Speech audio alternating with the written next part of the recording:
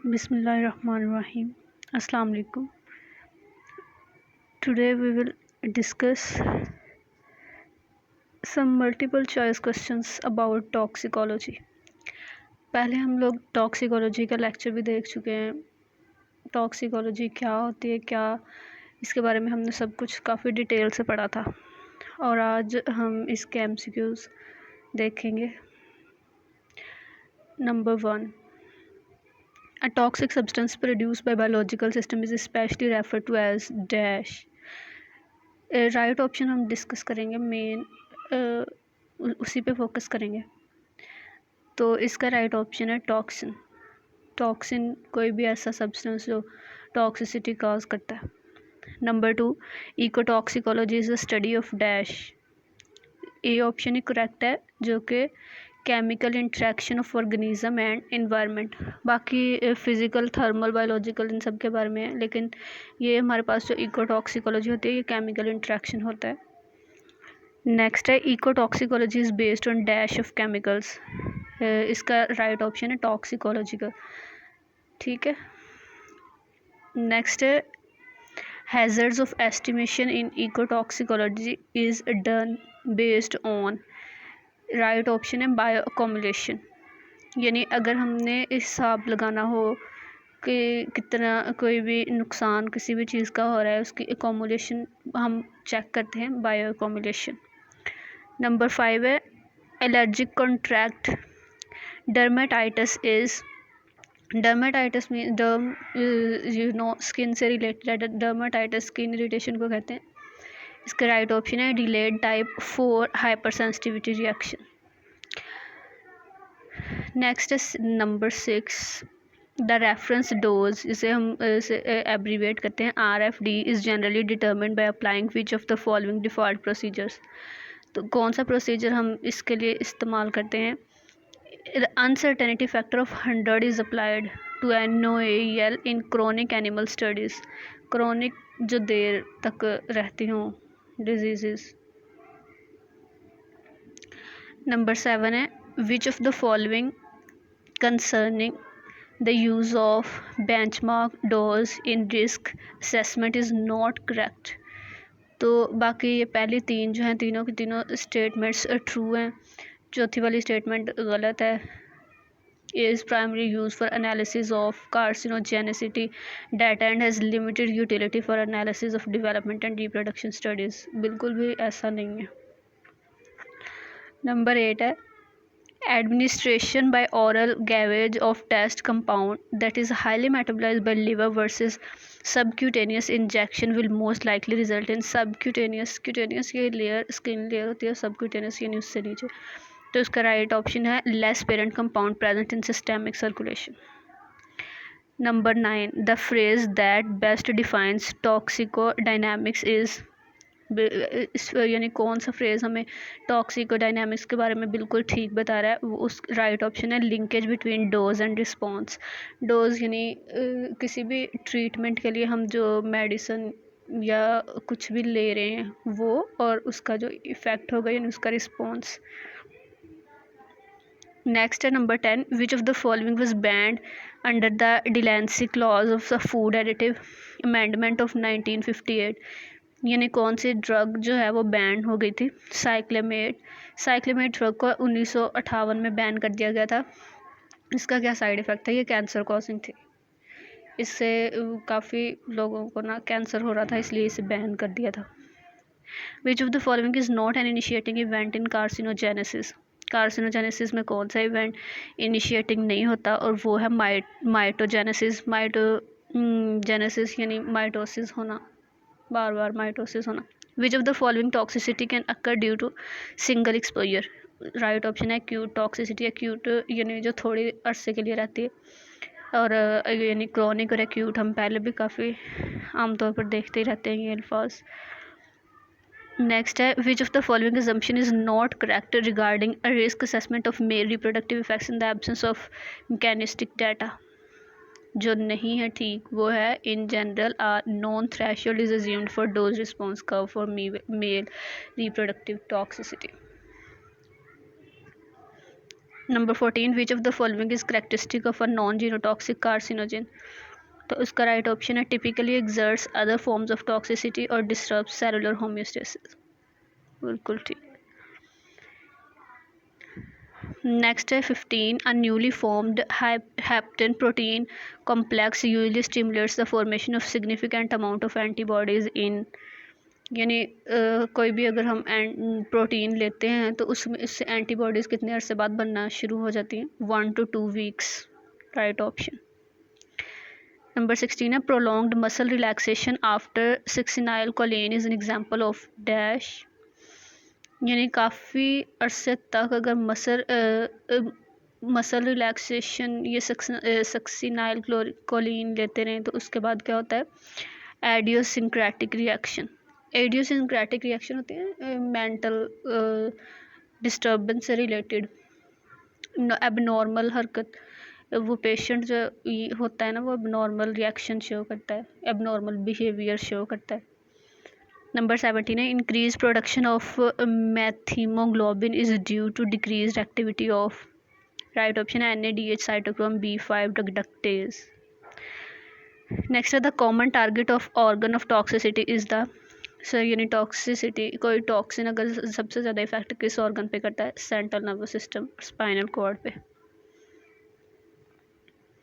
Next है the organ least involve in systemic toxicity are, कौन से ऑर्गन जो सबसे कम इफेक्ट हो रहे हैं वो हैं ब्रेन, ब्रेन नहीं, मसल एंड बोन। नेक्स्ट है if 2 organophosphate insecticides are absorbed into an organism the result will be additive effect, यानी एक नहीं बल्कि 2 हैं और जब एक से ज़्यादा मिलती हैं तो वो फिर एडिटिव इफेक्ट देंगे। If a propyl alcohol and carbon tetrachloride are chronically absorbed into an organism, the effect on the liver would be potentiation. Chronically absorbed, chronic पहले भी हमने डिस्कस किया है जो काफ़ी अरसे से हो, यानी chronically absorbed यानी पिछले कुछ अरसे से वो एब्जॉर्ब हो रही हैं और फिर उससे क्या होगा, पोटेंशिएशन। पोटेंशिएशन भी यही होता है कि एक लंबे अरसे से जो इफ़ेक्ट चला आ रहा हो। The treatment of strychnine induced convulsions by diazepam is an example of functional antagonism. Diazepam एक ड्रग का नाम है, अगर वो कह रहे हैं लेते रहें तो उससे क्या होगा, फंक्शनल एंटागोनिज्म।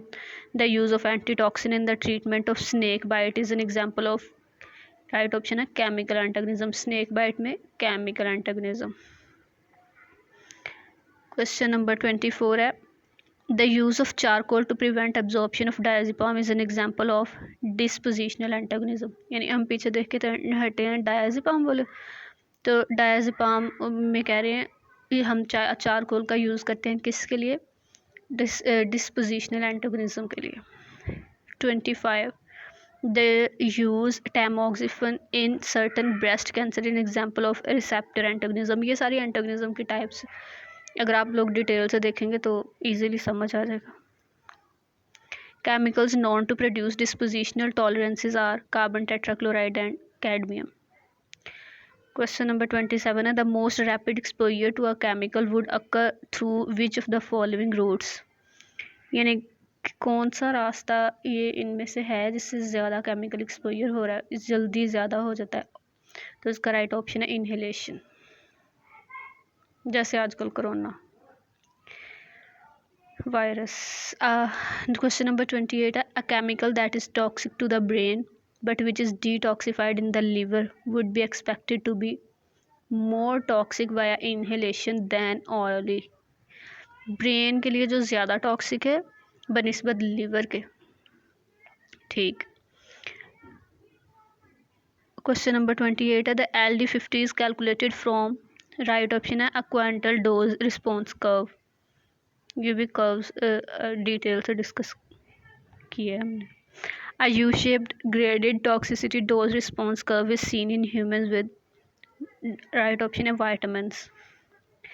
31 है the TD1 ED99 is called margin of safety, यानी कॉमन नेम इसे TD1 बाय ED99 इसे हम कहते हैं margin of safety. Question number 32 है all of the following are reasons for selective toxicity except cytology of male neurons versus female neurons. 33. Regulatory toxicology aims at guarding the public from dangerous chemical exposures and depends primarily on which form of study, यानी कौन सी study पे depend कर रहा है? Controlled laboratory animal studies. Question number 34 है, risk from a public health perspective is best described as following. तो उसका right option है likelihood of an unwanted outcome combined with uncertainty of when it will occur, यानी मुझे पता भी नहीं है कि वो कुछ क्या चीज़ कब होगी और उसके नतायज भी अनवांटेड आ रहे हों। 35 है, which of the following statement is true regarding risk analysis. Risk analysis में कौन सी स्टेटमेंट ट्रू है? It is relatively new field of studies spurred by a new technologically based risk. एक नई फील्ड इंट्रोड्यूस कराई है और ये रिस्क पे बेस करती है, उससे नाम से रिप्रेजेंट हो रहा है। Question number 36, which of the following are tools used in risk analysis. और इसमें सारे टूल्स इस्तेमाल हो रहे हैं, टॉक्सिकोलॉजी भी, एपिडेमियोलॉजी भी और क्लिनिकल ट्रायल्स भी। So right option is all of this. 37, which of the following are common end points. ये भी सारे के सारे, डेथ भी, non observable effect level, non observable adverse effect level और lowest observable adverse effect level, ये सारे के सारे end points. 38, the LD50 is best described at which of the following. इसका राइट ऑप्शन है dose at which 50% of all test animals die, यानी अगर हम कोई टेस्ट कर रहे हैं, कोई डोज चेक कर रहे हैं हम, तो उसमें 50% जो टेस्ट एनिमल्स हैं वो अगर मर जाएं तो उसे हम LD50 कहते हैं।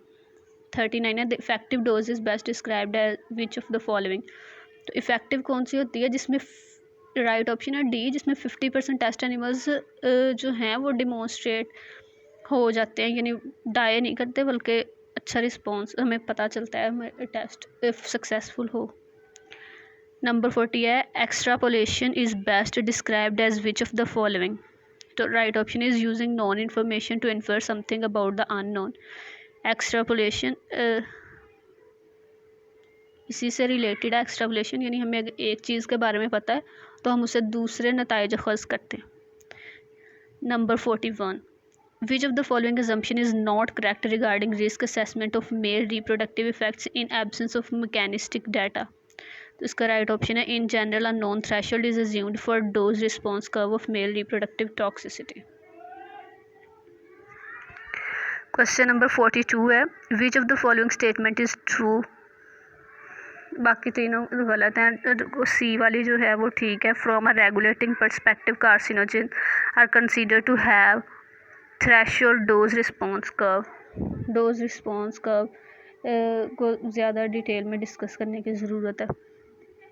Phosphine liberated in the stomach in aluminium phosphide poisoning is toxic to all except, यानी इसका सब पे इफेक्ट हो रहा है, लंग्स पे हो रहा है, लिवर पे हो रहा है, हार्ट पे हो रहा है, लेकिन किडनीज़ पर नहीं हो रहा। पैराकॉट poisoning causes multiple organ failure. पैराकॉट भी एक ड्रग है स्ट्रॉन्ग किस्म के, तो इससे मल्टीपल ऑर्गन फेलियर हो रहा है। उसके बाद है the most useful bedside test to suggest snake bite venom is, यानी अगर सांप ने काटा हो स्नैक बाइट तो उससे चेक करना हो टेस्ट के अलावा, तो हमें कैसे पता चलेगा? 20 minutes whole blood clotting time, यानी 20 मिनट के बाद खून जो है ना वो जमना शुरू हो जाता है।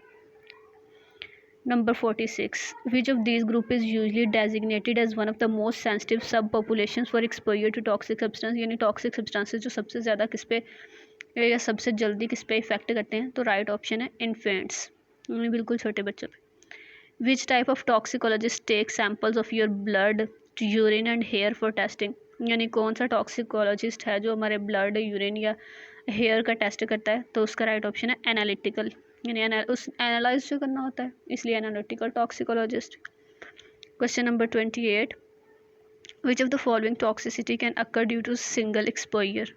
सिंगल एक्सपोजर यानी एक ही दफ़ा एक्सपोज करने से कोई बीमारी लग जाती है तो वो होगी एक्यूट टॉक्सिसिटी, और एक्यूट मामूली होगा तो ही एक्यूट हम उसे कहेंगे जो थोड़े अरसे के लिए रहेगी। और 29 है, the organs least involve in systemic toxicity are, muscle and bone, यानी जो सबसे कम इफ़ेक्ट होते हैं टॉक्सिसिटी में वो होते हैं मसल्स और बोन्स। यानी ऑर्गन्स वैसे जो हमारा ब्रेन और किडनी, लंग्स वगैरह, हार्ट, लिवर, ये सब ज़्यादा इफ़ेक्ट हो रहे होते हैं, बोन्स और मसल पे कम इफ़ेक्ट होता है। Hazard estimation in ecotoxicology is done based on, अगर इकोटॉक्सिकोलॉजी में किसी भी हैज़र्ड का एस्टिमेशन लगाना हो तो वो हम किस प्रोसीजर से लगाएंगे? Bio अक्यूमुलेशंस। Thank you very much.